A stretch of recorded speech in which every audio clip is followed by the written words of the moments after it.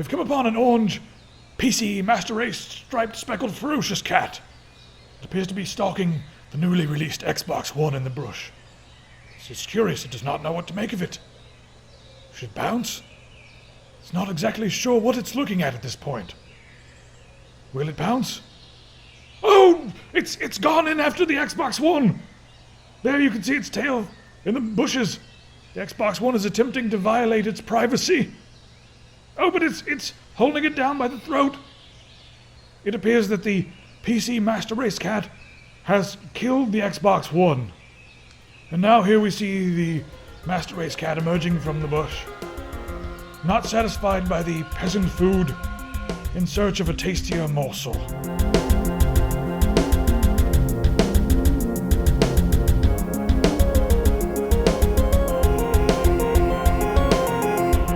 Killed that Xbox. There was a real video that we found. Actually, I took that video this week. We totally should have gone with the Masterpiece Theater introduction. Don't give it away. We may have to do that on a different time. The jury has given Apple, they've given Apple 290 million more of Samsung's dollars. Is this case? I thought this was over. I was so sick of talking about this, and we're still talking about Samsung and Apple. So, it was $1 billion, and then it was 490 million, and now it's 490 million plus, 420 million plus 490 million, something like that. They just, Samsung said that, hey, listen, if we were giving them royalty on every single device sold, it would be less than this. So they're still arguing about it, but I'm ready for it to be over. I'm just completely ready for those guys to just shut up and stop fighting. We need patent reform. I'm going to leave it at that. Everybody who's watching us already knows that we need patent reform, and anybody out there in the world with a brain already knows that we need patent reform. It is a mess. It's the patent system right now has given patent trolls the ability to do what they're doing, and it's also allowed these companies just to perpetually fight. Yeah, it also made the news this week that there was a patent reform bill in the House, but it just died in the House thanks to IBM and Microsoft, or at least news agencies are crediting IBM and Microsoft with the patent reform bill dying. So Samsung should have spent some more lobbying dollars on that. Yeah, it would have really helped Samsung. I mean, I can't believe Microsoft and IBM would do that. IBM has more patents than anybody, and it's kind of interesting that my IBM stopped this. They've always been, in my opinion, they've always been good about innovation. They've always been kind of cool about letting other people do things as long as they're moving, forward in the world. If IBM wanted to, they could press a button and launch a gazillion patent missiles and take out just about every company in the world. Yes, IBM was doing a lot of stuff in the 60s and 70s that has been patented and improved upon and patented again and patented a third time, the improvements, the incremental improvements. So IBM could single-handedly take out all of this patent nonsense. In Ireland, a small school has switched to ebooks as, I guess they did that to get rid of all the regular paper books, and they wanted something really big. So they got the HP Elite book, what's it called? The HP, all Elite kinds Pad. of things. Elite Pad. That's what I said, Elite book. It's Took the me a Elite second. Pad, yeah. So it's been a catastrophic failure, and the things were breaking left and right, just weren't working. And I wanted to bring this up because a lot of schools have been trying to move to tablets, and then I remember here in the States there was one school that moved to Apple iPads, and they had a really big problem with that because the kids were just downloading whatever they want. They were using it as a entertainment device more than a learning device, and they even had accounts on there that were locked accounts, and the kids found out, well, all we have to do is just delete the default account, and after we delete that account, we can do whatever we want. So I don't think any schools yet have had extreme success in this. I mean, maybe in the future we could start to see something, so these things being used in the classroom more, but I think it's kind of funny in the state that it's in right now. I don't even know. The article's kind of boring anyway. Maybe I should just cut that article. Yeah, it's interesting. It's like, we're going to go paperless, and then it doesn't happen. Yeah. Did we talk about a kid, I think it was about a year and a half ago, a school ordered 60 iPads, and some kid that hated Apple, he sneaked into the room where all the iPads were and just peed all over them, and they had to throw them all away. I'm sure that our diligent readers will add a link to that in the comments, because we definitely talked about that. It's pretty wasteful when you think about it, because it's a biohazard, and now they have to throw everything away, even though it's sterile. But yeah. Anytime you're going to give children something like this, they've got to respect the device. If you just give them something, even if it costs $1,000, they're not going to understand and respect that it costs $1,000. I mean, you have a problem now where students will mess up a machine in the computer lab. It's like, oh, I just deleted the Windows folder. I just wanted to see what would happen, because they don't have any respect for the fact that that machine cost hundreds, if not thousands, of dollars. Yeah, or they take a computer apart, or maybe they sit in the back of the class with a screwdriver and take apart a Commodore 64 and never put it back together. That's just a personal story from back in the day. Everybody's like, what are you guys talking about, Commodore 64? Yeah, that's just what we had, Commodore 64s in school, and some kid sat in the back and took a bunch of them apart, and we were like, you're never going to get that back together. And he was like, yes, I am. And then he's like, 10 minutes later, I'm never going to get this back together. Oops. Yeah, it was fun. Remember that time I put a metronome in the AC unit? Everybody was like, what's wrong with the AC? I was like, oh, it's just never mind. Who out there uses Instabridge? Have you been using Instabridge? I guess there's not really much use for it if you're always at the office, but Instabridge is an application that allows you to find free wireless hotspots all over town. And it's a really cool, thing to have on your phone, especially if you're in a city. But something interesting has been going on. Stockholm's Instabridge company has been striking up deals with cities. And right now in Amsterdam, you can go anywhere in the city. There are 300 wireless hotspots. You will always be online thanks to Instabridge. That's really cool. I'm kind of curious as to what's going to happen with this as they start talking to other cities and saying like, hey, we have this Instabridge project. It allows people to, you can share your Wi-Fi connection with it. You can find other free wireless connections. It's pretty cool. It turns the entire city into one big Wi-Fi hotspot. So it'll be interesting to see what comes of this as they, share. San Francisco, Google has a citywide wireless in San Francisco, but it's got a lot of problems, and Google's basically abandoned it from what I understand. So this has a chance, because it seems like a lot of the wireless hotspots are commercially supported and supported by people in the area. It's just that this app sort of links it all together, and it's like, okay, this is going to get you on here, and this is going to get you on there. That could actually work. Wendell, have you seen the time? Well, as a matter of fact, I have, but it's only rant 15. Yeah, it's only rant 15. Rant 30 will be here in a minute. So, have you seen Microsoft? They have a Scroogled store now, and at Microsoft they had this whole Scroogled initiative going on a while ago. I don't know who the marketing guy behind this is, but they're an idiot. Scroogled. Okay, here's what it is. They're making fun of Google for harvesting your data, like in Gmail and with Chrome. When you go on and you browse, Google harvests keywords from Gmail. They harvest keywords from your browsing through Google and through Chrome.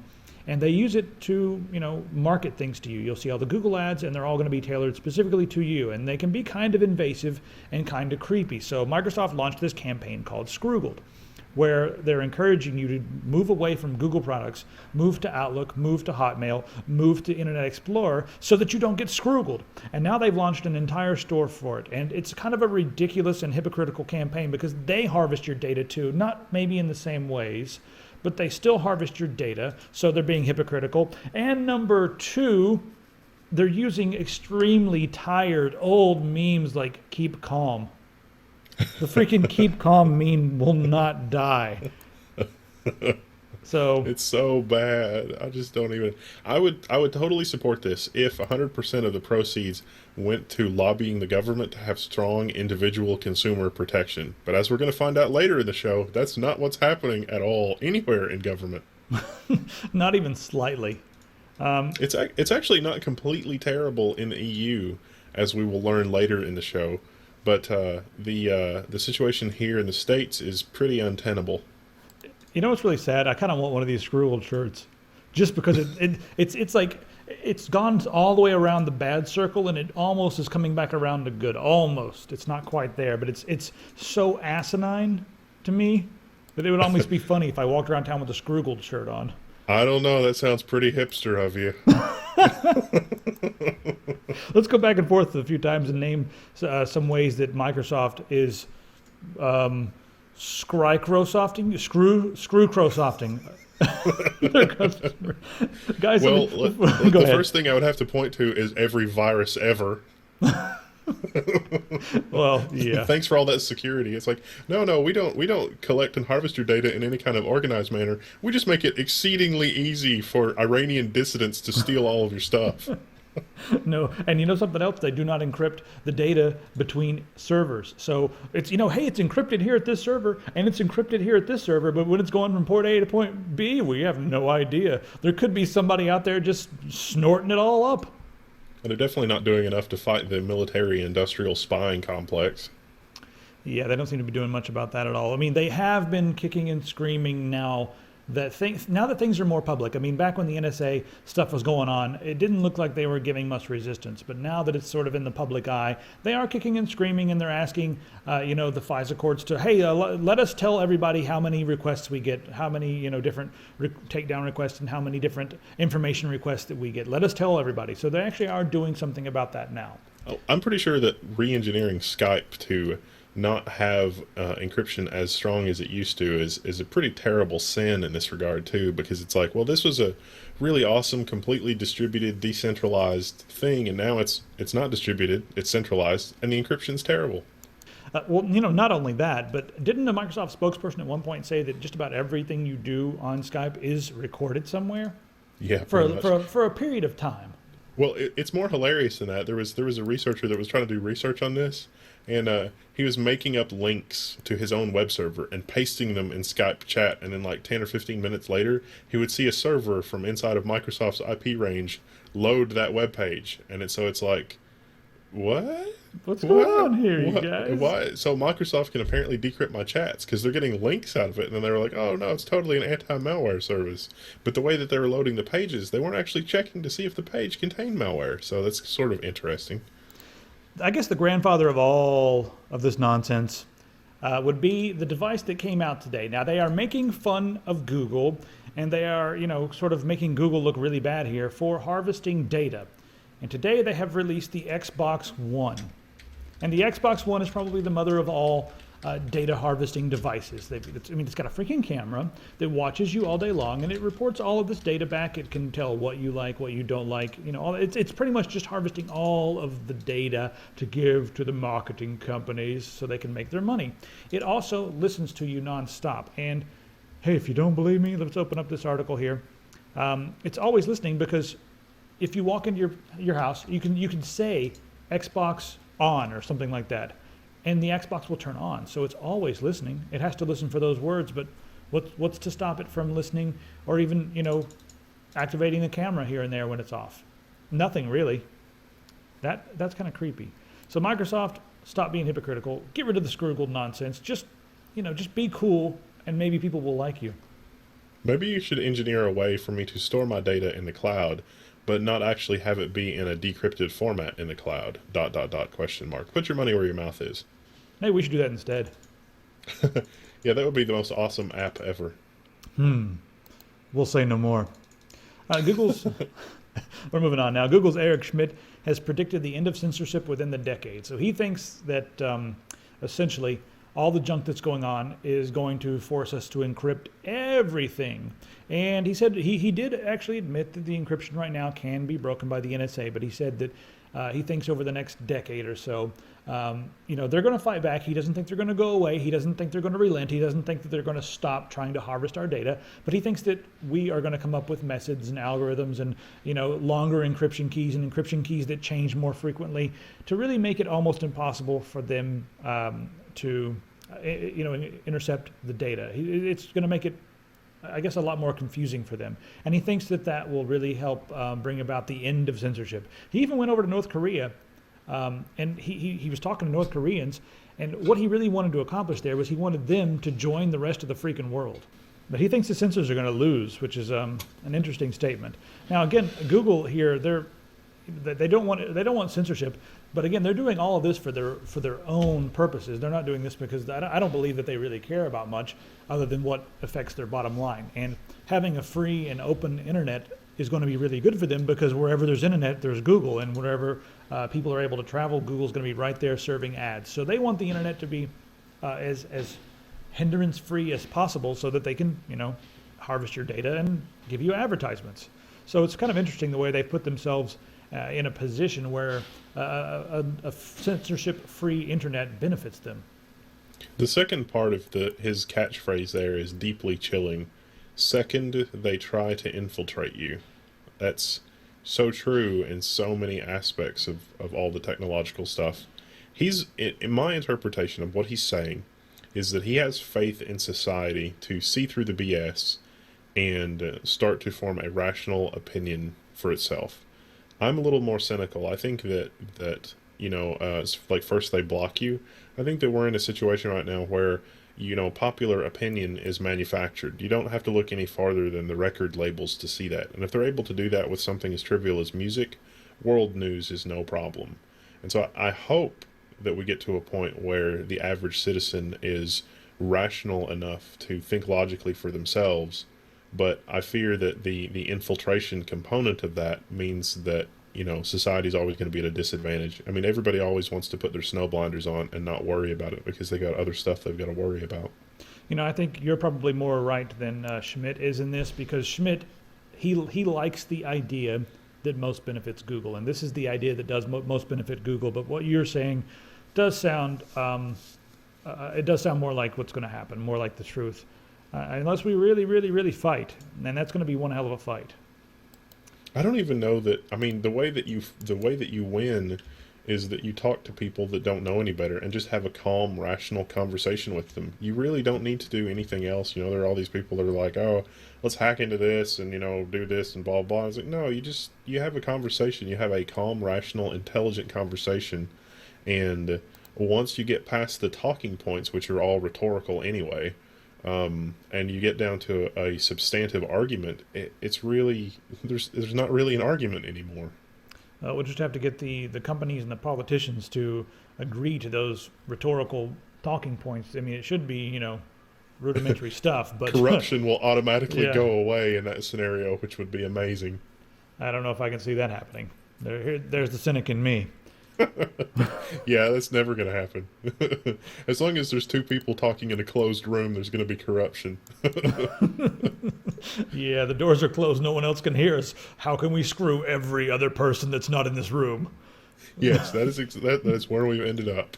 Oh man, that sounds like some of the games of D&D I used to play. I had a DM that would always try to separate us, and make us fight. And so the next thing you know, he's like, all right, it's you two are together and you two are together now. And we'd be like, all right, we're going to go in the other room and talk about how to screw everybody else. And they were fun games, but they were kind of annoying at the same time. He just loved pitting us together, or pitting us against each other. A game of D&D that all the players turn on the DM, that would be amazing. It doesn't get better than that game of D&D that had Sir Barrington. Yeah, Sir Barrington is the best. If you guys haven't, if you guys have no idea what we're talking about, we're not going to get into it, but just go Google Sir Barrington. It's hilarious. It's one of the, at least I think it's hilarious. So sorry, sir. So sorry for this indignity. Speaking of indignity, Winamp is gone. It's the end of an era, they say. It's done. Yep. AOL is like, nope. And they gave that guy a whole bunch of money for Winamp way back in the day. Nullsoft was bought by AOL in June 1999 for $80 million in stock. So it was about $3 million in American dollars. So yeah, $80 million in AOL stock, which probably created spectacularly. Yeah. But that guy could retire though. I mean, even if he only got $4 or $5 million out of it. Yeah, well, I mean, maybe he was smart, and I'm not sure how long he had to hold on to that stock. But anyway, Winamp is over. There'll be no more llama ass whipping. But thankfully, we've got Fubar, and it whips the alpaca's ass just fine. I haven't been using Winamp for... Remember that the whips the llama's ass? That was... Yeah. Have you seen the time? Oh, is it? Oh, yep, rant 30? It's rant 30. All right, LG, the smart TVs have been watching you. While you were watching them, they were watching you. Are these things from Russia? It's a television. It's just as slimy as a used car salesman. It really isn't. It's in your house, in your living room, watching you and your children and all the files you watch. Now, with the TVs, LG has tried to come up with a way to better inform the different advertising agencies your preferences. Like you watch certain shows, it knows what you watch when you watch them, it knows what shows are your favorites and that sort of thing. It just harvests all that data and then sends all the data back to LG so that they can sell it to different marketing companies. I mean, it's a smarter way to do things than Nielsen? Yeah, it's probably a better way to do things than Nielsen, because they're actually getting real raw data from people instead of just doing a poll of a certain group. So you can go in. Here's the interesting: you can go in and you can tell it to stop watching you, right? But there's a user here, and he's blogged about it. Dr. Beet, spelled like the delicious root vegetable, and not like Dr. Beat, like the rap artist type thing. But anyway, he's decided to look at what was going on his network, and he realized that even after he turned off the data mining business, what's it called? It's called a collection of watching info. Even after he turned it off, they're still sending all of the information back to LG. It's still going, even if it's off. It doesn't matter. It's just like, hey, you turned it off, now go feel better, but we're still going to take the data no matter what. And here's the really troubling thing. If you put like a card, or like an SD card or a USB flash drive, if you plug that up to your television, it will read the contents of the USB flash drive and submit that information back. So as you can see here, he's made up a fake name for Midget Porn 2013. .avi. It's not. He said he was like, I really didn't have that. I just wanted to make sure it was a file that I really noticed when I saw it on the coming through the traffic on the router. Certainly, that will be easy to grab. Yeah, and sure enough, when he was sniffing the packets, right there it was, and it was being sent back to LG. Now, the really interesting thing is that it looks like the URL it's sending to is actually a 404 not found. So that could be some incredibly evil thing that LG is doing to make it look as if it's like, oh, well, this is being submitted to our servers, but we're not really collecting it. It's like the on-off switch. There's an off switch. It doesn't do anything. I have a feeling that the off switch probably submits the entire report to the server with a note in the report that was turned off. It's like, oh, we'll just fix that server side. It's fine. It's like, yeah, no, that's not how we do things. Even if they're not collecting the data, it's still leaving your house and going outside somewhere. So someone's going to intercept it. Well, they could implement this at any point in the future as well. Yeah, they could just turn it on so it just sucks it up. Well, here's the funny thing. He wrote them a nice letter, and he said, hey, what the hell's going on? And they wrote him back, good morning. Thank you for your email. Further to our previous email to yourself, we have escalated the issues you have reported to LG's UK head office. The advice we have been given is that, unfortunately, as you accepted the terms and conditions on your TV, your concerns would be best directed to the retailer.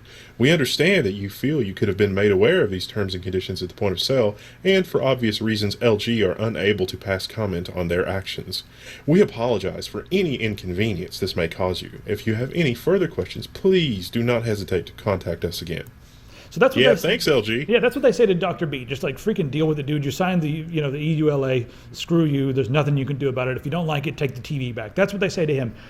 So he talks to the BBC, and the BBC scratches their head and said, well, that's funny. Let's call LG. They call LG, the higher-ups at LG. I can see the board meeting like, oh, God, their arms are flailing. It's no longer Dr. Beat. It's now the BBC. So they come out with a statement and say, oh, we have no idea what's happening here, but we are going to look into this. This is very serious. We are looking into this now.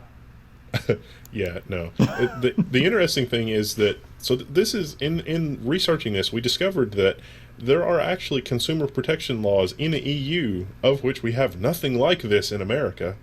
Who knew? And so these violations may actually be like $6,000 per violation as a fine for having this functionality in the television against users' wishes. In America, nothing would happen. Well, yeah, less than nothing would happen. Someone would be getting a bonus, as a matter of fact. Yeah, it's a human rights violation in Europe, but in America, it's a high five or a chest bump or a fat wallet or something. $5,000 Visa gift card and all the booze you can drink from the CEO's private reserve. That's what it would be in America. Precisely what it would be in America. Anyway, it's kind of interesting. Just know right now I'm the completely do not buy an LG smart TV. I don't care how cheap they are on Black Friday or Cyber Monday. Do not buy one until they come out and either fix this. And we have to fix this by having a third party verify that they are not sending your packets back to LG.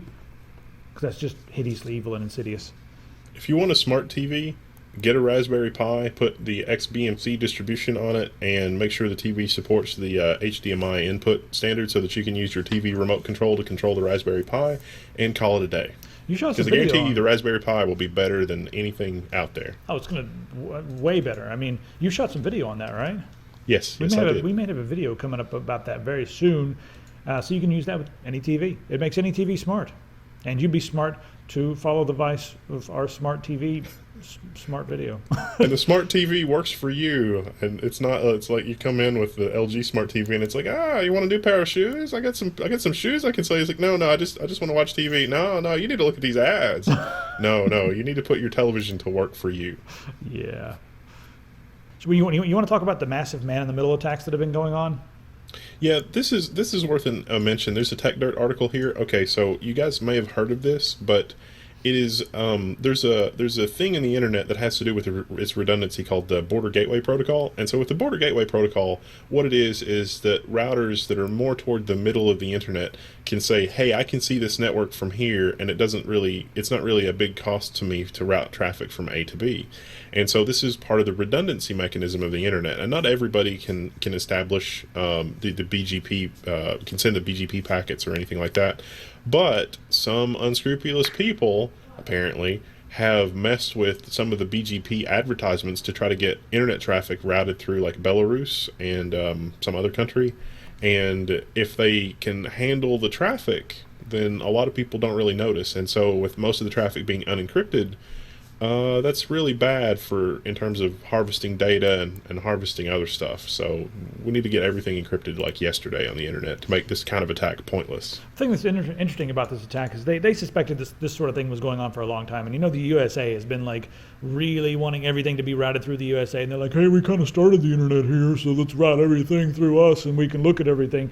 And so people were worried like, hey, this is all coming here, and the NSA and stuff like that's looking at it. But now they're saying it could be some third party we don't even know about that's like rerouting and looking at this stuff, and so they don't even know who's doing this, but it looks like it is happening. It's kind of interesting that it might not be the NSA. It could even be a criminal organization that's doing this. They don't know. It could totally be a criminal organization that's doing this, but if all of your internet traffic is encrypted, this type of attack is pointless. And that's what we really need to come to. There's two different options right now. Everyone's fighting back against the NSA, the surveillance, and there's this thing called Flagger, Flagger.io, and you guys should take a look at this video. But essentially, what Flagger does is it installs an extension in Chrome. Is there not a Firefox version? There should be a Firefox version, because if you're really going to be secure on the internet, you should probably be using Firefox instead of Chrome. But anyway, I'm using Chrome right now because it's fast. Well, the other thing, the Dust will work with Firefox. Yeah, Dust will work, and that's the second part of this. But the first part is Flagger, and this kid here is, what's his name? I don't even know. It's on here somewhere, but he created Flagger, and what it does is it goes in and edits the metadata, and it also edits your actual URLs. It adds a bunch of junk into your URLs. So you go, and you can even add a custom message to the NSA. And you add your message to the NSA, and then you pick your keywords like pressure cooker, LAX, blow up, all kinds of terrible things, murder, bomb. God, I've said so many things in this video that are going to get us in trouble, but this is news. This growing up, this whole thing makes zero sense to me, because like every BBS that I ever connected to, all of them. I mean, it would be like Grandma's knitting patterns, the BBS that was like a rural number in like rural Nebraska. Yeah. Even Grandma's knitting had a copy of the Anarchist Cookbook. That was how you knew it was a BBS. Was like, what am I looking at here? Oh, this is a BBS. There's a copy of the Anarchist Cookbook on here. I don't know. I don't understand. I've actually never seen a copy of the Anarchist Cookbook, and I've especially never printed my own copy on a dot matrix printer. Yeah. with the pages that fed through, and then you had to tear them afterwards, and yeah. So there's another option here, and the other option is called Dust. I think that it's the same sort of approach. I think this kind of thing is going to be really important for messing with the signal to noise ratio, and it is so innocuous that if you accidentally got swept up in some sort of bonehead thing, I can't imagine that it would turn out well. The wheels on these kind of things grind so slowly that it would be a really terrible 6 months or a year, if they took all your stuff and blah, blah, blah, and probably completely ruinous. But if this is all you're doing, it is so innocuous that I can't imagine that they wouldn't have egg on their face. And maybe it would affect real change. I don't know. I hope so. But having a dialogue, it's an important part of having a dialogue, because it's like, why is this such an antisocial thing, or why is this treated, why are we spending millions of dollars? This doesn't make sense. When we were talking to Bruce Schneer, he did say that he thinks that any technology that helps secure our data and keep it private is good technology. But I'm also wondering at the same time, as we move forward with technologies like this and stuff like Flagger and Dust and different and newer forms of encryption, I'm wondering how much more that's going to make them fight back against us. I'm wondering, if it's going to. I mean, I'm sure it'll be better for us in the long run, but I'm just thinking that right now it's going to make them even more aggressive. They're like, when they see us doing this, they're going to be like, "What are you hiding? What are you hiding?" It's like, I'm above the law. Is that what it is? Like, it's no longer the rule of law. It's the rule of man. So Brazil and Germany have been pressuring the UN lately. They really want to clarify and refine the internet rights and the privacy rights in particular. They want to make sure that they are more similar to the privacy rights you would have just in real life, just walking down the street, your privacy rights. Or like in the European Union, apparently. Yeah, the European Union is supposed to have much better laws than we do here. And guess who is fighting back against this? The entire United States corporate and governing body. Yeah, just all of them just going crazy. They want. Wouldn't it be great if we had like a constitutional amendment that added a fourth branch of government that was like the national board of commerce, or like the national chamber of commerce, or whatever. That was the fourth branch of government. Let's just call it the Ministry of Stop It. They could just, like, when they see them doing that, just be like Congress, stop it. You stop it. And like Microsoft, stop it. Monsanto, stop it. It's the Ministry of Stop It.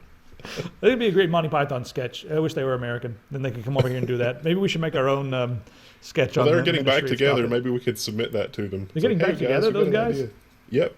One last time. Yeah, one last time before everybody else finishes dying. And before they silly walk right into the grave. They've got one silly foot in the grave already. No, that joke didn't work at all. They got off on the wrong foot, for sure. All right. But what's funny about this whole thing is America says even if everything goes to hell, we want to make sure that these rules are rewritten so that they're only they only work in each country. Like Germany's laws only are for Germany and its people, but it doesn't matter if America looks at Germany's stuff. They want to make sure that the laws are changed so that America can look at everything still, look at everybody else's stuff. And well, that would keep the status quo, because Yeah. the GCHQ is, that came out in the EU this week as well, that the GCHQ is doing a lot of spying on American citizens at Americans' requests to avoid the whole situation. So it seems like a big game. I mean, it's like, there was a thing that said something like, well, this is not illegal for us to spy on non-citizens of our countries. And it's like, well, at the same time, it's not. If you really want to get technical about it, if you send in SEAL Team 6 to murder a bunch of civilians in another country, and those civilians are not citizens of the United States, technically that's not illegal in the United States either. But I'm pretty sure that's a crime against humanity. So Yeah, well, they really just want plain English that says that they're allowed to do anything that's not illegal. Just put that in there, because what we're doing right now is not illegal. That's exactly what you just said, which is ridiculous. yeah. Hopefully Germany and Brazil will succeed. And Well, I think other countries are like, well, this seems a bit daft. And it's like, yes, in fact it does. It is complete bollocks, as a matter of fact. we've gone British today. The Ministry of Stop It and this blah being bollocks. The Ministry of Sense. Ministry of Sense. Isn't that about money or something? Yeah, we don't have that. We Yeah. don't have a Ministry of Sense, unfortunately. Speaking of sense, you want to talk about making some sense with Bitcoin? Oh, yes, Bitcoin. And it sailed past 750 today. What? Well, when we're shooting this. Every time I look at it, I'm like, there's no way I'm putting any money into that. It's like 500 now. It's never going to go any higher. Then it's like 600. I'm like, no, you can't go any higher. I'm not going to touch that with a 10-foot pole. 750. Yeah, well, it peaked at 784 as of this thing. Somebody's watching this in like 2036 and is like, wow, Bitcoin is like 10,000 now. Does that mean we should buy? No. or they're watching it in 2036 saying like, oh yeah, Bitcoin. Everyone was shot that had Bitcoins. I can't convert my Bitcoins to dollars anymore, which makes me sad. We need to get some of those ATMs put in. But anyway, Yeah, ASRock. it's not a real problem. I could fix that. That's just funny. Yeah. ASRock has been working on some motherboards, and they have 2 new motherboards that are geared just for Bitcoin mining. And these motherboards, they have extra Molex power connectors, like the 4-pin power connectors right on the board. They have one 16-speed PCI Express 3.0 slot, and then there's 5 PCI Express 2.0 1-speed slots. So you can load those all up with Bitcoin mining equipment. Not speed, lanes. Oh, lanes, yeah. What did I say? Speed. Slot. It seems like it's too late in the game to start mining Bitcoins, in my opinion, with the regular ASICs, hardware. yes. Now, what might happen is you might start to have these ASIC manufacturers manufacture PCI by 1 ASICs. Now, that would be neat with this platform. Yeah, you get 5 of those in there. And then put a regular graphics card in there so you can game on the same system. Yep. That would... I'm not sure. We'd have to... maybe we should build one of those and just see what the price performance is, and also the Bitcoin mining per watt dollar we spend or whatever. What's the oh my God, there's a moth in here. It's gone now. I killed it. All right, anyway. AMD's roadmap has been released, and it looks like there's no more performance CPUs, no more fancy 8 cores. The 9590 is going to be the top of the line for a while. And guys, guess what? It's actually a really fast CPU. We've got one here. We're going to throw it into a system, and we're going to test it against my 4930K. I don't think it's going to beat the 4930K, but price per dollar, I think it's going to be pretty damn good. But there's all the way throughout 2014, no new fancy x86 performance chips coming out. There are several APUs coming out. And there's a lot of mobile solutions, embedded solutions, system on chip solutions. They're really going that way, and I think they really benefited a lot from doing the Xbox and the PlayStation 4 CPU, GPU. I guess it was APU. So, if anybody's watching from AMD, here's something you can do that will be amazing. So this is not, I don't know what my version of Rant 30 is, but I'm going to ramble for a second here. AMD is in a position where they could absolutely take over the universe in a way that is a little bit unexpected. And so for me to explain it, I got to step back a little bit. Dell and HP in their enterprise server market are taking a beating. Nobody wants to buy, or fewer and fewer people, especially in the enterprise, want to buy huge, massively complicated, very expensive servers. The reason for that is a lot of the innovation and research that's coming out of Google. You have software projects like Hadoop, which is like quote-unquote big data processing algorithm. But basically what Google and Facebook have done is take the cheapest, crappiest computers that they can possibly get, whatever gives them the best performance per dollar, and slam about 1 million of them into a 42U rack. Just cram them in there like sardines. And it doesn't matter that they're unreliable. It doesn't matter that they don't have ECC RAM. It doesn't matter that they have cheap, SATA hard drives, because the software, the Hadoop or whatever operating system they're running, can deal with that. They can deal with the unreliability in software.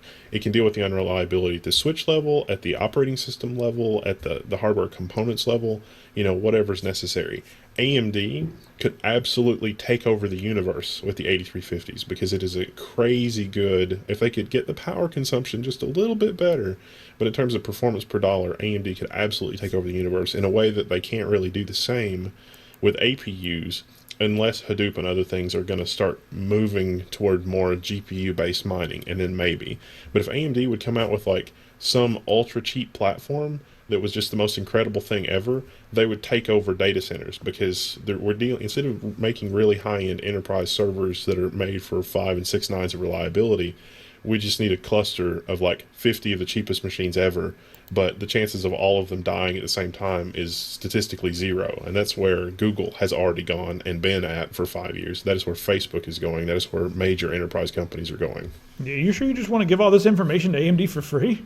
Shouldn't they have to call and pay a consultancy fee or something like that? I mean, yeah, if you guys want to hire Tech Syndicate as consultants, we're here.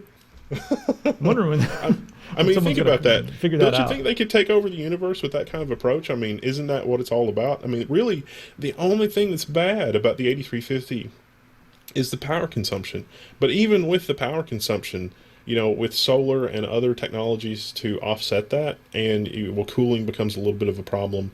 But with the Intel platform being as expensive as it is, I mean, in the data center, you can get a lot done with that. I mean, power consumption compared to what? I mean, power consumption compared to Haswell. Yes, the 8350 is more, but we're talking like an extra $1 a month or something like that. It's not as extreme as a lot of people say it is out there in the world. That's true. It is not extreme, but when you've got 1,000 of them slammed into a 42-inch rack, then it's a little bit more of an issue, especially when you take into account the heat. But running it not at 5 gigahertz, at like 3.5, 4 gigahertz, it doesn't really get insanely hot. If they could just get it just a little bit better, so that we could cram about seriously like 200 of those in a rack, that would be amazing. Hell, I don't see why they don't do a dual socket motherboard. Like I don't think that would be a lot of work for them. Has 16 cores, and it's not meant to be like an enterprise server. It's meant to be one of those cheap servers like run the enterprise at Google and Facebook. I don't know why they don't do that. This is probably why Facebook is doing their own custom hardware. There was an article a couple of texts ago that was like, oh, Facebook's making custom motherboards and blah, blah, blah. This is probably why, because there's no company that's addressing this, and they really ought to. Everyone's just going for system on chip and smaller and ARM-based and, APUs and that sort of thing. But I think you're totally right. Someone needs to be thinking about this. Well, with some of the algorithms that are out there being able to run on APUs, this kind of thing may happen with APUs in the data center, because an APU is a very attractive price-performance ratio. But right now, today, with Linux machines, I can get a ton of mileage out of an 8350 with a Linux box or a Linux server. And man, if I had a rack full of those, that would be amazing. You could run VMs all day. And it wouldn't cost anything. It would be dirt cheap. Let's move on and talk about DARPA's, or is it the Pentagon? Is it DARPA? Yeah, I believe it's DARPA. There's 6 foot, I think it's like a 6'2", 330-pound humanitarian robot. This robot was designed to go into rubble and find people. It would be great right now in the Philippines. And they've got this robot constructed. It's fully functional, and all they really need is the software. So they've got teams at Virginia Tech. They've got teams at MIT and a few other universities working on software. And then they're all going to come together and just see which team software does the best job. It's kind of a cool looking robot. I'm wondering if it's if it just runs on software, what else could it do? Dun, dun, dun, dun. This is the T100. The T100, there it is. One of these days it's going to have the melty skin. What was that stuff made out of in the movies? I don't even remember. The fancy skin that was like liquid something. I don't remember. Yeah. But it's like liquid metal, shape changing. Yeah, those are the nanobots. We're going to get those right after carbon nanotubes, which give us all cancer. So we won't be around to enjoy them killing us. I get an email from somebody the other day, and it was like, I work in the nanotechnology industry, and I really don't think it's funny that you joke about carbon nanotubes giving people cancer. And it's like, well, let's wait and see. I mean... You got an email? Yeah. And it's like, I don't, asbestos causes horrible problems. It stands to reason that carbon nanotubes, which would float around the air no problem if you breathe them in, would be bad. They were talking about laser printers, because you fire up a laser printer and it puts all kinds of particles in the air. So what? Yeah. Well, I mean, regardless, it's not the asbestos solution I've ever heard. That was a stretch, but hey, I'll go with it. Do you guys miss? I haven't heard a joke that bad since the Carboniferous. We should just end the show. This is awful. we need an emergency end show button that's like a big red switch on the desk, so that it's like, oh, the jokes have gotten too awful, and you just smack the button, and it's just like, no. We'd have to hire someone to come in and use their own judgment. We wouldn't know when to press it. If we had more elaborate sets, we could have that guy standing by with a fire hose, and when it gets really bad, they would just spray us down. You could have the guy with fire hose. I'll have somebody off stage off to the side with a cane. Just put it on my neck and just roll my rolly chair out of here. Well, until we can afford the fire hose, maybe it's just somebody with a spray bottle of water. It's like we're like a cat. Look at you're a cat. Like, get off! Stop it! Get off the minute. Yeah, we'll have the Ministry of Stop It here with a spray bottle. Do you guys miss JJ? Oh yeah, JJ. What's JJ up to? He's built an ultimate X79 gaming build with 2 of the Mars 760s. I haven't seen those. Those look pretty cool. It's kind of funny that they decided to go with the 760 for the Mars. I'm sure they've got a 780 Ti coming out with the Mars. Right, Asus? Come on, JJ, tell us about the 780 Ti with the Mars. Wink, the Mars nudge, version. nudge. Say no more. Say no more. But they've got the 760 now with the Mars, and they're actually freaking fast. Overclocked all the hell, but it's just a cool, fun build, and you guys will get to see and hang out with JJ. So go check out his video there. Looks like they put him in a new channel too, which is interesting. Oh yeah, it's PC DIY. Only 3. With his 327 subscribers, soon to be 8,000 from people watching this video. Everybody, subscribe. Do it. It's JJ, man. Go subscribe. All right. And let them know who sent you. Yes. We need stuff. Yeah, that'd be cool. Everybody in the comments just go over there and be like, the tech sent me. It'll be like Reddit. It's like instead of the Reddit army reporting in, it'll be like LaTeX army reporting in. Is that what we've become? Should I just jettison now? Is that really what we've become? We're not that hot. Somebody, There's going to be like 2 people that do that. And it's like, woo. Somebody on Twitter last night got online and he asked me a question that I think I answered. I'm not sure if it worked out. But anyway, he asked me a question. He's like, hey, man, my monitor's not working. Can you please help me? And he posted a link to his question on Linus Tech Tips forums. I was like, you bet. It was actually kind of funny. I raised a stink about it online, but it was all fun. Oops. Yeah. Was that a faux pas? Should I not have done that? I think Linus had fun with it too. He retweeted it, so it was all good. Anyway, I'm going to skip the magnetic switches. They could be 10,000 times less powerful than silicon transistors, and that would be really interesting for the future, but there's not really enough on it right now. You guys can go check it out. Plus, we're going long, so I don't know, unless you have anything you want to say about this. Nope. I think that we can probably talk about the Xbox One launch. It's like, now that the Xbox One is up, let's compare things. Why would we want to? Okay, fine. Let's take a look. Ars Technica did a comparison here. They've got the PS4 and the Xbox One. The PS4 is way smaller, but it actually has some more powerful components. I think. I don't know. There's a noise test over here. There's even some gaming test here. They've put the games side by side to see which game looks better. I really can't tell. I've looked at this for a while. I can't tell which one looks better. I think we'll really be able to see which system looks better when we have the first party games or the exclusive games, because they'll be made specifically for that system. And they'll really be taking full advantage of it. When it's a game that's ported to both systems, I don't feel like it's going to be that different.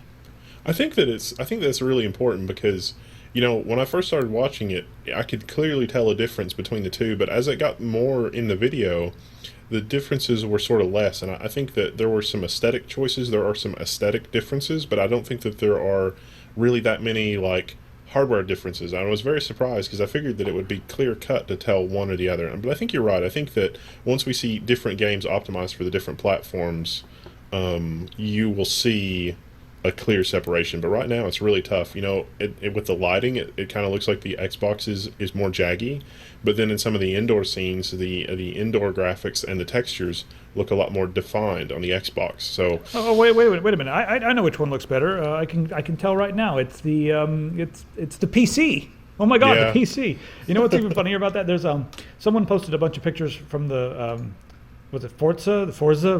How do you say that? I don't even know how to say the game. Forza. So Forza, it's an Xbox exclusive, right? And here's a picture from the demo footage that they were showing off. And remember this demo footage when it was running at the different conventions and stuff. It was running on a system with Titans installed. So it was actually running on a PC. And you can see here in this picture, the background, the people in the background are all 3D. The lighting is nicer. We have better depth of field, which really taxes the GPU. And then you look at the Xbox version. The depth of field is softer. The background, it looks like they're all sprites, all the people in the background. It looks just like Everybody looks like a sprite. So that's what it actually is on the real Xbox. But hey, if we could play the Xbox on a Titan, on a PC, man, it would be amazing. Now, I seem to remember, didn't Gabe demo a Steam box with a 780? And granted, a 780 is not a Titan, but you're going to get pretty close. There's also a bunch of articles here about could the Microsoft Xbox One spy on you? And there's that one where it's like, oh my God, you can see someone's wee-wee.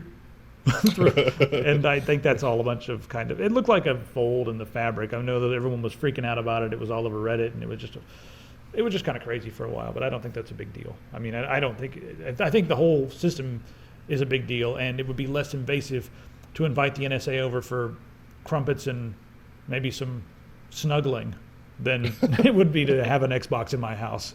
And you know what? If you guys have an Xbox in your house and you invite me over, you need to tell me that you have an Xbox, because I don't want to come over anymore.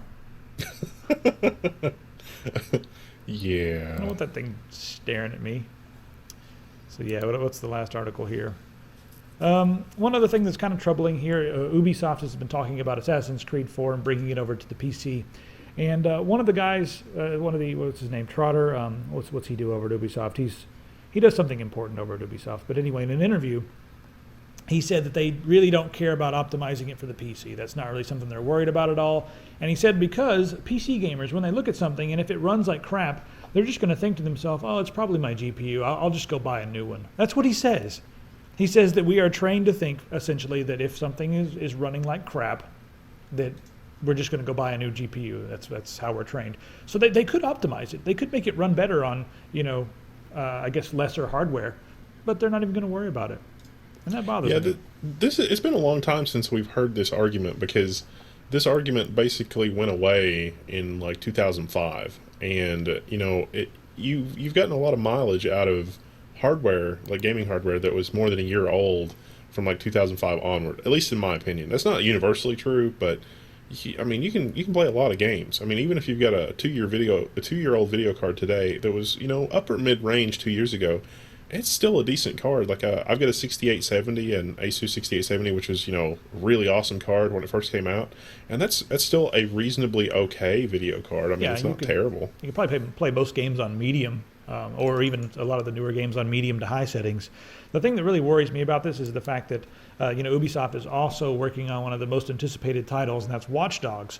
And I really hope that they don't have this same mentality with Watch Dogs. That would piss me off so much that I would probably drive to, where's that game being made? Montreal? Is that not Gotta go to Montreal. I'm not sure where Ubisoft's headquarters are. Maybe they're in Texas. I don't even know. I'll find you guys, and I will give you the worst Indian burn of your life. I was going to say that we should go there and invite the AMD Mantle developers to come with us, and let the AMD Mantle developers just sort of solve it from the inside. Yeah. All right, I guess that's pretty much it. Did I tell you I'm going to be interviewing the creator of the subreddit PC Master Race? Oh, awesome. Yes, we totally need to do that. So I was going to talk to him today, but I had kind of a headache and that didn't work out. So I'll be talking to him, and we'll do a separate video on that. It'll be more fun anyway, but we'll be talking to him. And they've also asked us, the members of Tech Syndicate, to do an AMA on the PC Master Race. So maybe we can all jump in there and do that. Let us know if you guys want us to do an AMA on our PC Master Race. Has PC Master Race been restored? It is back. Yes, it is back. Okay. It was a glorious PC Master Race for a while, I think. Yeah. It got shut down because there was a big mess, and like some of the guys in PC Master Race responded to one of the idiot moderators from R Gaming. He did some stupid things, and pardon me, the way that some of the people responded was so bad. Like they went and found his personal information and did some very uncool things. So they just shut down the entire subreddit, which was kind of stupid. They should have just banned the people who were responsible for it. But, they made their case, and now it's back up. And it can return to its glorious status, hopefully. And we have to remember to ostracize the idiots who do things like start wars, start flame wars, and also post people's personal information, because this is not about that. It's satire, it's fun, and, it's about enjoying the fact that you're a member of the PC Master Race. That's what I think. Yeah, you don't have to belittle other people to make yourself better. You can just be awesome. Yeah, you can highlight ignorance here and there and have a laugh about it, but there's no sense in posting someone's private information on the internet. Anyway, we'll be talking to him soon and maybe doing an AMA. Stay tuned for that. Everybody, check out the shirts. I'm gonna get some. If you guys want special shirts, I'm gonna do another order soon. And someone asked me for like a double extra large long. I'm gonna try to order that one. I'm gonna try to order like an inside out shirt, whatever you guys want. I'll try to throw that into the order to make sure that you guys get the shirts you need. And also, there's some people that are asking me that are in other countries if they can get shirts. If you can't get a shirt, email me. Maybe I can physically mail you the shirt if you can cover the shipping through PayPal or something. I'll try to work with you guys. I want to make sure that the audience is taken care of. And also, Zweihander, thank you guys for checking that out. A lot of you guys have picked up Zweihander. It was number 2 on Bandcamp, so you guys can go ahead and click on it if you like the music. And if you don't have a copy yet, go get it. And if you grabbed it on kickass.to, I want to thank you guys for spreading the word. You guys are awesome. And I know that one day good things will happen because of it. So I just want to thank everybody. That's what I'm doing right now. This is the end of the video, so that's what we do. Yay. Thanks, guys. And also, game deals. Don't forget about those. It's almost time for crazy game sales. Just keep checking out techsyndicate.com/game deals. All right, I think I'm going to go play some Skyrim, yeah. With my 780 Ti that can barely run it. Really just barely runs the game. Yeah. That's what it's all about. Anyway, all right, that'll do. I'll see you next time.